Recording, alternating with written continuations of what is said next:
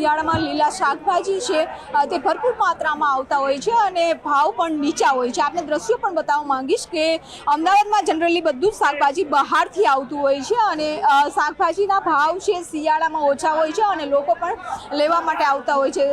ખાસ કરીને ચોમાસું અને ઉનાળો એવું હોય છે કે ભાવ આસમાને હોય છે, પરંતુ ચોમાસાથી જે લગાતાર ભાવ વધી રહ્યા છે તે શિયાળો શરૂ થઈ જવા છતાં પણ ભાવ નીચા નથી આવ્યા અને તેનું કારણ આપણે વેપારી પાસેથી પૂછીશું કે શિયાળામાં સામાન્ય રીતે શાકભાજીના ભાવ સસ્તા થઈ જતા ये सारे सस्ता था, आ सारे महंगा है, मावठू થઈ ગયું ને એટલે બધું વાવેતર બધું ખરાબ થઈ ગયું। એટલે ये साल में 40-50 तो आ वस्तु ये साल में 100 आसपास में 90-100 80। તો હજુ પણ લાગે છે કે શિયાળામાં ભાવ આ જ પ્રકારે રહેશે કે ઘટશે? માલની આવક આવશે તો ભાવ ઉતરશે, ન તો ભાવ મેં તો કહેવાવું નહીં। અત્યારે કઈ કઈ જગ્યા ઉપરથી શાકભાજી આવી રહ્યા છે? શાકભાજી ચારે બાજુથી આવે છે, ગામડામાંથી આવે છે।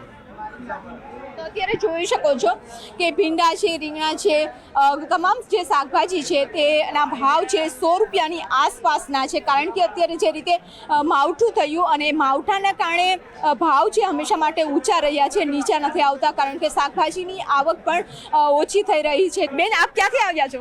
રાણીપથી છે, કાલુપુર સ્પેશિયલ શાકભાજી લેવા આવ્યા છો?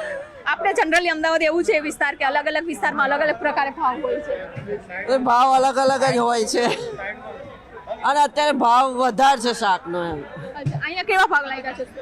થોડાક ઓછા છે, એમ માપના કહેવાય, આપણે લારીઓ કરતા અહીંયા થોડોક ફેર પડે।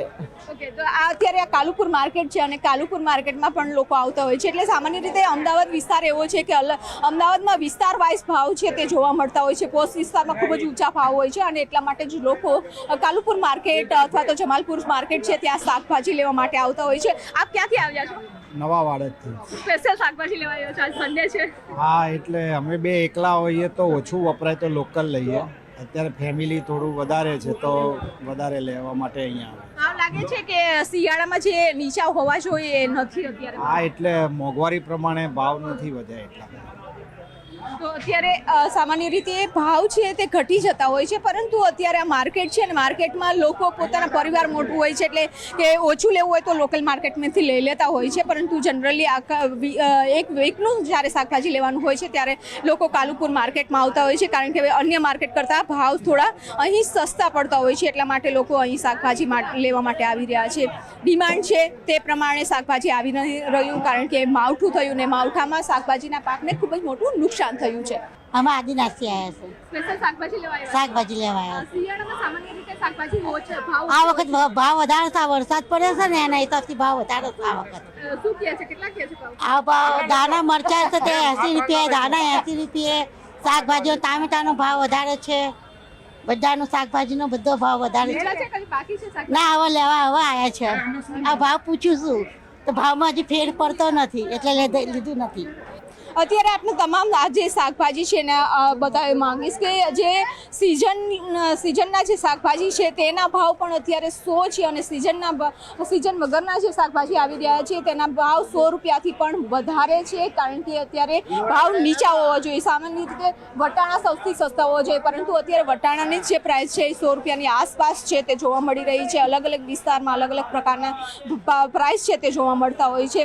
અત્યારે જે આ લીલો શાકભાજી જોઈ શકો છો એ બહારથી આવી રહ્યું છે અને બહારથી આવવાના કારણે ટ્રાન્સપોર્ટ પણ મોંઘું પડી રહ્યું છે, એટલે કે સામાન્ય કરતાં અત્યારે શાકભાજીના ભાવ ખૂબ જ ઊંચા જોવા મળી રહ્યા છે। પહેલા વટાણાના ભાવ શું છે અત્યારે? વટાણા 100 રૂપિયા કિલો બેન। બાકીના શાકભાજી? ભાજી એ બધા 120 રૂપિયા કિલો છે।